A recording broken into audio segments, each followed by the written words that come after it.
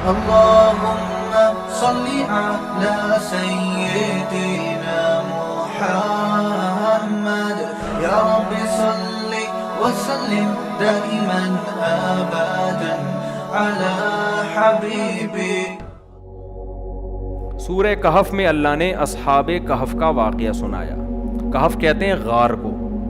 سورہ کہف کی فضیلت حدیث میں آتا ہے جو جمعے کے دن پڑھے گا دجال کے فتنے سے محفوظ رہے گا، اس لیے اس کا معمول بنانا چاہیے. تو پچھلی امتوں میں 3 نوجوان تھے جنہوں نے دین قبول کیا، سارے معاشرے نے ان کا بائیکاٹ کیا، وہ گھر سے وہ نکل گئے، غار میں جا کے انہوں نے پناہ لی، کتا ان کی رکھوالی کر رہا تھا. 300 سال تک غار میں اللہ نے ان کو سلایا.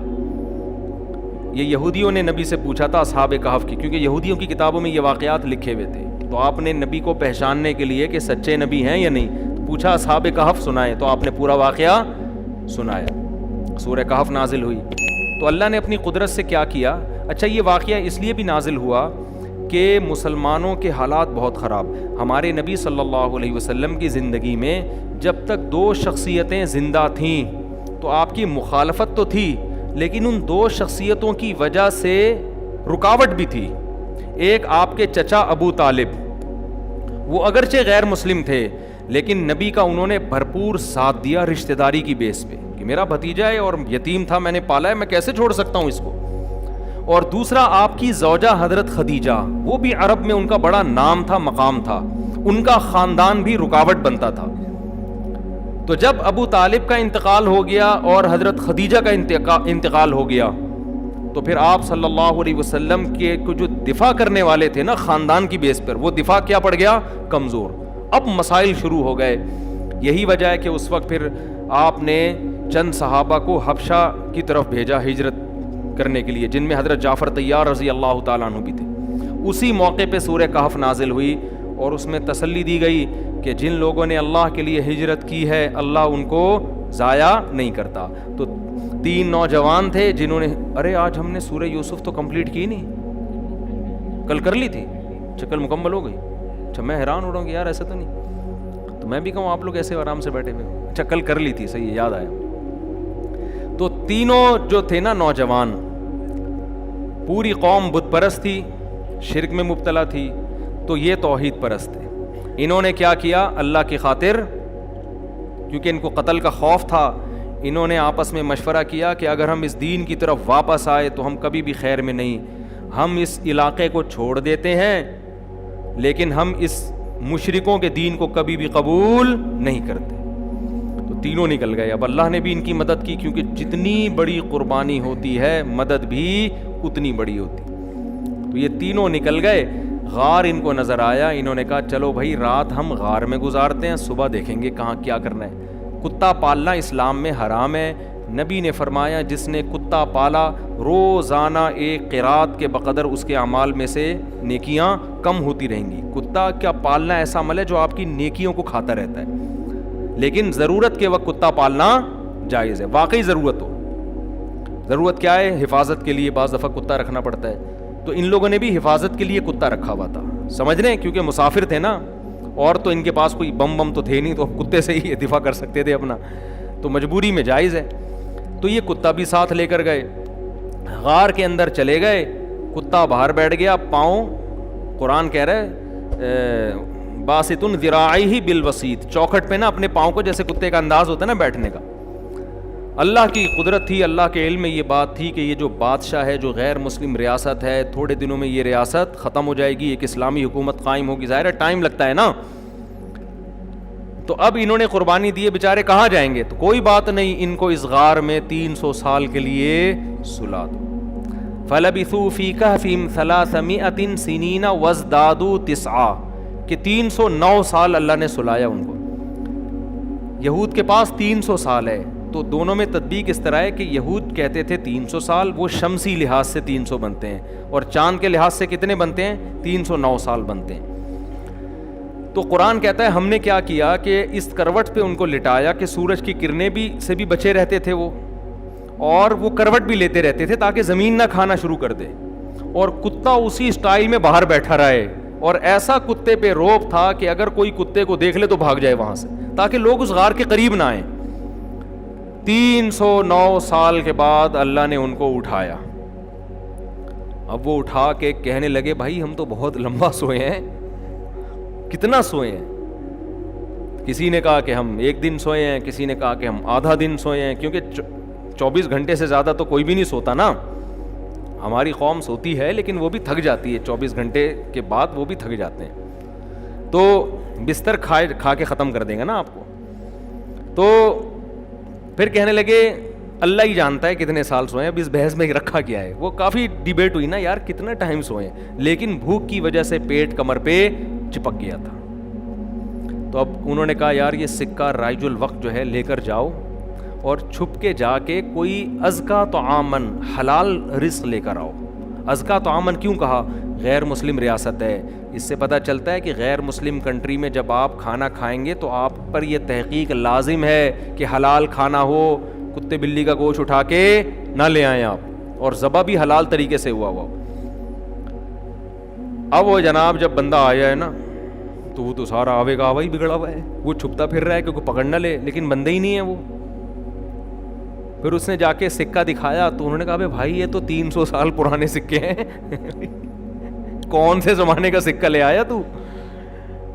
خیر جی قرآن کہتا ہے، پھر تحقیق کی لوگوں نے، ظاہر علامات تھی ان کے پاس، ثبوت تھے جس سے یہ ثابت ہو گیا کہ یہ 300 سال پرانے زمانے کے لوگ ہیں، اللہ نے اپنی قدرت سے ان کو غار میں سلایا۔ ایسے شواہد لوگوں کو مل گئے۔ تو یہ اللہ کی قدرت ہے۔ اس میں اللہ نے یہ بتایا کہ میں جب کسی کی مدد کرنا چاہوں تو اسباب کا محتاج نہیں ہوں۔ بالکل اسی جیسا واقعہ سورہ بقرہ میں بھی ہے کہ ایک پیغمبر تھے، انہوں نے اللہ سے کہا کہ اللہ تو مردوں کو کیسے زندہ کرے گا؟ فَأَمَاتَهُ اللَّهُ مِئَةَ عَامٍ، پیغمبر تھے یا کوئی بزرگ تھے واللہ عالم، اللہ نے ان کو موت دے دی اور 100 سال کے بعد زندہ کیا، اور پھر 100 سال کے بعد زندہ کر کے کہا کہ کم لبستا، بتاؤ آپ کتنے عرصے تک آپ پر موت رہی ہے؟ انہوں نے کہا لبست یوما او بعض یوم، شاید ایک دن، بل لبث 100 عام، کہا 100 سال تک آپ پر موت رہی ہے۔ فانظر الی طعامک و شرابک لم یتسنى، آپ کے کھانے اور پینے کو میں نے 100 سال بچا کے رکھا، اور وہ جو گدھا جس پر آپ سوار ہو کر آئے تھے اس کی ہڈیاں دیکھو وہ چور چور ہو چکی تھیں۔ وانظر الی العظام، اب اللہ نے کہا اب دیکھنا میں اس کو دوبارہ گدھا کیسے بناتا ہوں۔ کیف ننشزها ثم نکسوها لحما، پورا ہڈیوں کا ڈھانچہ بنائے اور دوبارہ اس پہ گوشت آ گیا۔ تو اللہ نے یہ بتایا کہ میں اس طرح سے ان مردوں میں دوبارہ جان ڈال سکتا ہوں۔ پھر ابراہیم علیہ السلام کا بھی اسی سے ملتا جلتا واقعہ، ابراہیم علیہ السلام نے اللہ سے پوچھا اے اللہ تو مردوں کو کیسے زندہ کرے گا؟ اللہ نے کہا اے ابراہیم یقین نہیں ہے؟ کہا اللہ یقین ہے اور یقین بڑھانا چاہتا ہوں۔ اللہ نے کہا ٹھیک ہے 4 پرندے لیں، ان کو کسی آواز سے مانوس کریں، پرندوں کو جب خاص آواز سے مانوس کرتے ہیں اس آواز پہ پرندہ چل کے آتا ہے۔ پھر ان 4 پرندوں کو ذبح کر کے قیمہ بنا کے ان کا گوشت آپس میں مکس کر کے پہاڑ کے 4 کونوں پہ، چاروں طرف پہاڑ ہے نا ان پہ رکھ دو۔ ثم ادعوہن، پھر جس پرندے کو جس آواز سے مانوس کیا وہ آواز نکالیں، یاتینک سعیا، اس کی بوٹیاں اڑیں گی اور جڑ کے پورا پرندہ بن کے دوڑ کے آئے گا۔ تو یہ اللہ کی قدرت ہے میرے بھائی۔ بار بار کافر اعتراض کرتا ہے موت کے بعد زندگی نہیں ہے، مر گئے تو ختم ہو گئے۔ اللہ کہتے ہیں جس نے پہلی مرتبہ پیدا کیا، سورہ بنی اسرائیل میں یہ بھی ہے کہ یہ آپ کو مجنون کہتے ہیں، دیوانہ کہتے ہیں۔ وقالوا اذا كنا عظاما ورفاتا ائنا لمبعوثون خلقا جديدا، قرآن کا انداز دیکھو، یہ کہتے ہیں کہ جب ہم بوسیدہ ہڈیاں ہو گئے، مر کے مٹی ہو کے ختم ہو گئے تو کیا ہم دوبارہ زندہ ہوں گے؟ قرآن کا انداز دیکھو، قرآن کہتے ہیں قل، اے نبی ان سے کہہ دو، کونوا حجارتن، تم ہڈی نہیں تم لوہا بن جاؤ،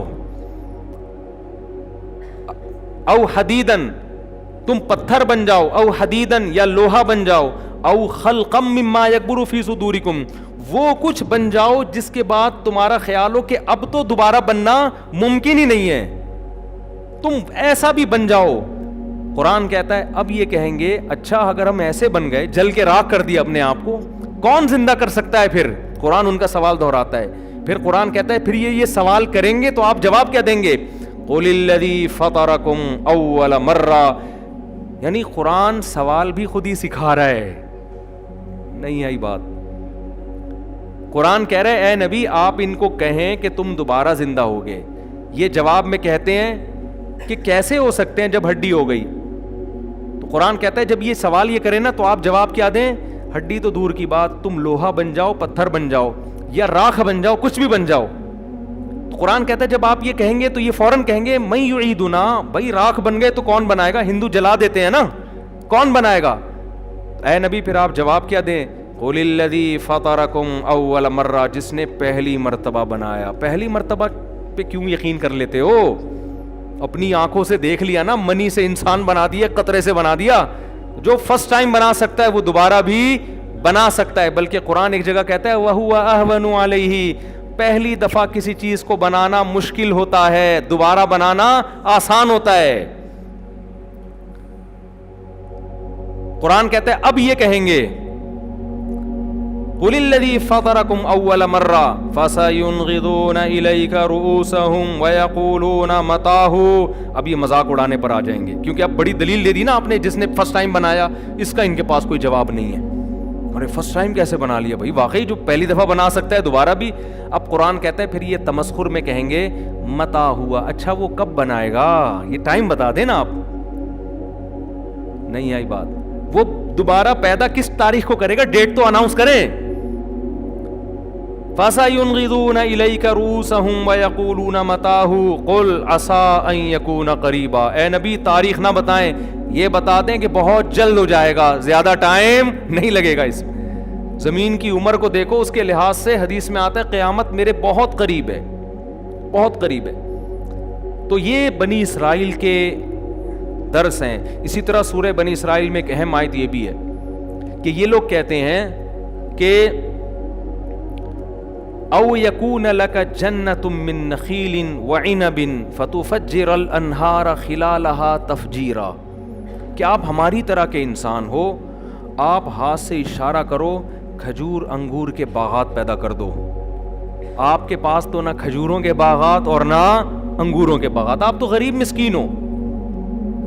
او تسقط السماء کما زعمت علینا, آپ کہتے ہو عذاب آئے گا نا, ابھی آسمان کا ٹکڑا ہمارے اوپر گرا دو.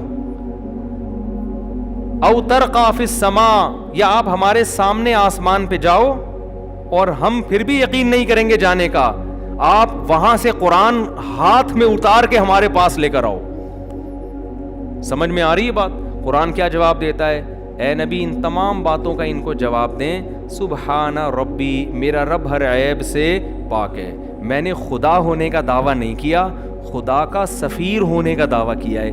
اسلام کے دعوے میں کتنی کلیئرٹی ہے دیکھو, دو اور دو چار کی طرح بات کو کلیئر کیا گیا ہے. میں نے یہ تھوڑی دعویٰ کی ہے تو خدا کر سکتا ہے, میں خدا تھوڑی ہوں. آگے قرآن کہتا ہے لوگوں کو اس پر اشکال ہو رہا ہے کہ آپ فرشتہ کیوں نہیں ہو, انسانوں کی طرح کیوں ہو. تو قرآن جواب دیتا ہے قل لو کان فی الارض ملائکہ, زمین میں اگر فرشتے رہا کرتے مطمئنین, مستقل ان کا اسٹے یہیں زمین پہ ہوتا, لنزلنا علیہم من السماء ملکا رسولا, تو ہم آسمان سے فرشتے ہی کو پیغمبر بنا کے بھیجتے. رہتے انسان ہے, انسان کو فالو کرتا ہے, فرشتوں کو فالو نہیں کرتا, کیونکہ فرشتے ہوتے انسان اس سے انسیت نہ ہوتی. انسان کہتا ہے یہ نظر کی حفاظت کر لیتے ہیں, ان کو تو عورت کی حاجت ہی نہیں ہے, ان کو تو بھوک کی لگتی نہیں ہے, تو یہ تو حرام سے بچ سکتے ہیں. ایک اور جگہ قرآن اس اشکال کا جواب دیتا ہے کہ پھر یہ اشکال کرتے ہیں کہ اچھا انسان ہوتا فرشتہ انسان کے روپ میں آ جاتا, بھوک لگنا شروع ہو جاتی اس کو, اس میں بھی خواہشات ہوتی, وہ خواہشات سے بچتا, تو ہم کہتے جب یہ بچ سکتا ہے تو ہم کیوں نہیں بچ سکتے. تو اللہ کہتے ہیں اگر ہم اس فرشتے کو انسان جیسا بناتے وَلَلَبَسْنَا عَلَيْهِمْ مَا يَلْبِسُونَ, پھر ایک نئی کنفیوژن تمہارے لیے پیدا ہو جاتی. اس انسان کو اپنے لیے, اس فرشتے کو اپنے لیے پہلے یہ ثابت کرنا پڑتا میں انسان نہیں ہوں, میں کیا ہوں, فرشتہ ہوں. پھر تم یہ اعتراض کرتے تو ہماری طرح کھاتا ہے, یہ تو ہماری طرح پیتا ہے, یہ تو ہماری طرح چلتا ہے, یہ کیسے فرشتہ ہو گیا.